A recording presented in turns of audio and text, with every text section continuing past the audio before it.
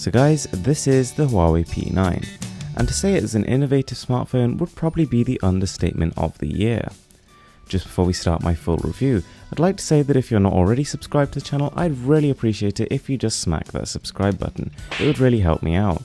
Not only is there a ton more interesting content coming, but I'll be randomly giving away a whole bunch of Rock Zircon earphones, which are outstanding to you guys. So Huawei has been on a bit of a streak lately. With its P6, P7 and P8 smartphones, it's collected a whole scoop of awards, especially for the smartphone's cameras, and the P9 here is probably going to be no different, but more on that later. So the device has a beautiful exterior, it's built fully out of metal, and it's got a unibody design. Given its outstanding build, to be honest, it's actually very light and very thin, and all round feels like you're holding a device that you paid a lot for, which to be honest you kind of did. The standard P9 model comes in at €599, about £439, and that gets you 3GB of RAM and 32GB of internal storage. Now given that it's been 2 years since 2K panels on smartphones started to become a reality, the display seems like a bit of a strange choice. The P9 comes with a 5.2-inch 1080p IPS panel.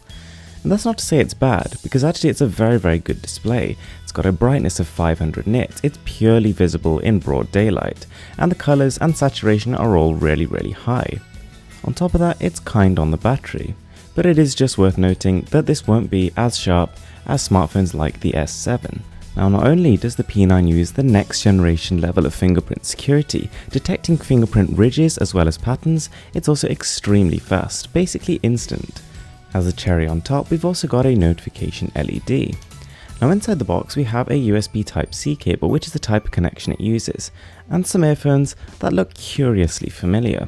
They do actually sound quite good though. I'm really happy to say that the P9 runs Android 6.0, and as you would expect, it's a really fluid experience. The skin though is probably not going to be to everyone's taste.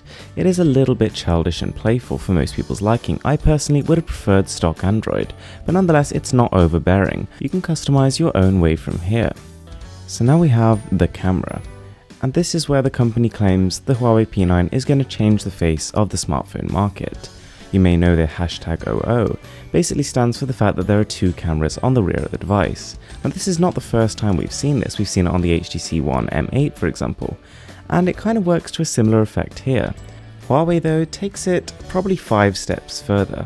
You can now manually adjust the aperture anywhere from a range of f16 to f0.5. This allows you to get ridiculous levels of bokeh in your shots, even for objects that are rather far away. Now while if you do it subtly you can actually produce some really high quality images, it is also quite easy to overdo it and they can start to look a little bit artificial, like this one. What's really nice is that actually even after taking the photo you can readjust focus.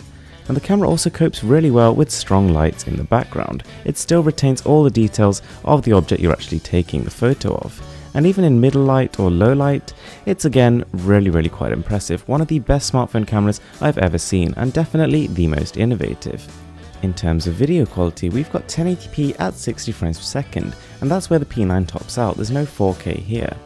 While macro shots do look really impressive, just walking around and looking at objects that are slightly further away, it was more of an average performance. I was really impressed with the speaker. It's not something the company talks about, but it far surpasses most other phones.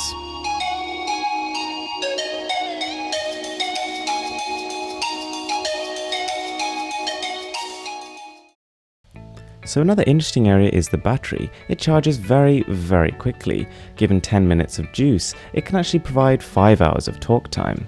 And given its 3000 mAh capacity, you'd probably be expecting bang on 1 day's usage, but it can push quite a bit beyond that.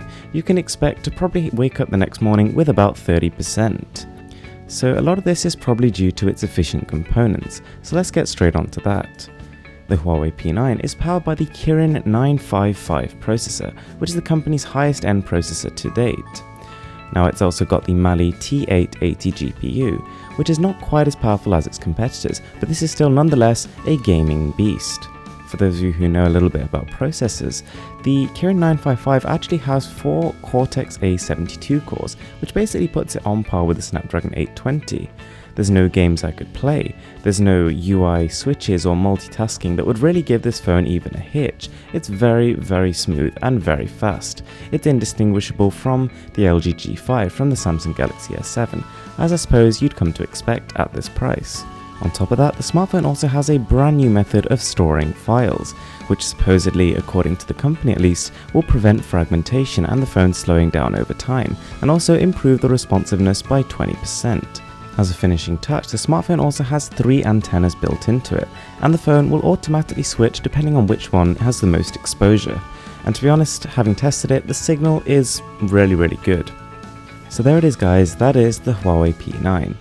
Whilst it doesn't quite have the sharpest display, and it doesn't record the highest quality video of all smartphones out there, this is innovation at its finest. Huawei tried something new, and it really has worked. This is a special smartphone, which sticks to what definitely works, but also expands on it. And the Huawei P9 is a phone that I can definitely say is worth buying. Thanks for watching, I'm Mrwhosetheboss, and this is Insanely Cool Tech.